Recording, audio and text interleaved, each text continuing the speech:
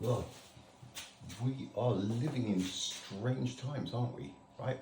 So, I did a post on the speed of light and Pyramid Giza's coordinates earlier, and I was going through some encyclopedias looking up about latitude and longitude because of the 299, right?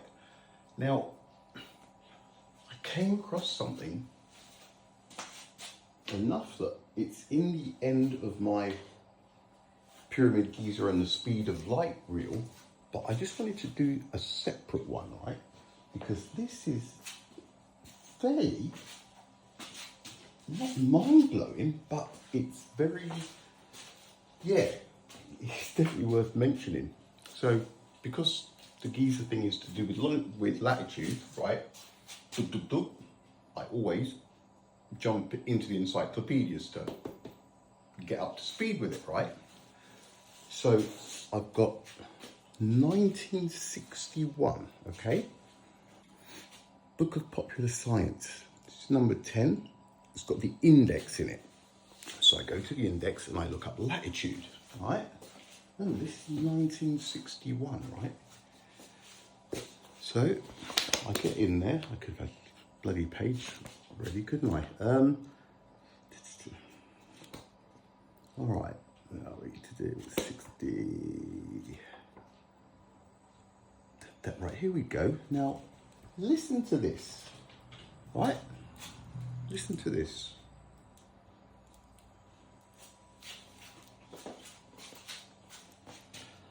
Latitude and longitude, determination. Because we have only incomplete knowledge about the exact shape of the Earth, our maps are only approximately correct. IGY scientists were to use a new device, the dual-rate camera, and an improvised version of an old device, the astrolabe, in order to determine latitude and longitude with greater exactness. It was expected that the IGY program would help determine the exact shape of the Earth and make our maps more accurate. It might also supply answers to such questions as, are the continental masses adrift? 60 observatories were to feed data into the US Naval Observatory in Washington, D.C., where computers would digest the material. The results of this program will probably be made available to scientists by 1960. By 1960. That's not really a biggie because it's 1961. So that could have been an article that was a couple of years old, right? But we didn't know the exact shape of Earth, right? And they didn't know. We think it's common knowledge, don't we, that South America and Africa, they're separated by about an inch a year, they say, don't they? Here, they did not know that, right? Because it was one of the questions that this new device, an old device, was going to possibly find out. We're living in a strange world, aren't we? Right? These fires in LA, right? From where I'm at, you don't know what to believe, right? There's all these things happening. You've got the fires that go off, right? All of these houses like just burn to the ground, right? Then we've got claims that a dam was emptied before the fires and that insurance companies dropped all of the fire cover. Now, if that's true, it's shocking, right? But then we've got this other angle, something about lasers starting the fires and the colour blue. Like if everything that was blue didn't burn. It's like, what the right? And it's like, what's going on? See, and then there's so much misinformation about everything, like lasers firing and different clips of it. It's like you don't know what to believe. So right now, what do I believe?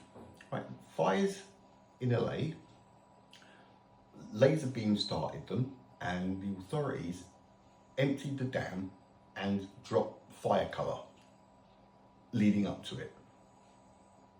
And then laser beams, fires starting up, the colour blue is not affected by it.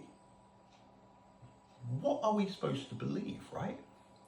I'm on the other side of the world. Everything, I mean, I'm looking at stuff on the news, right? Online.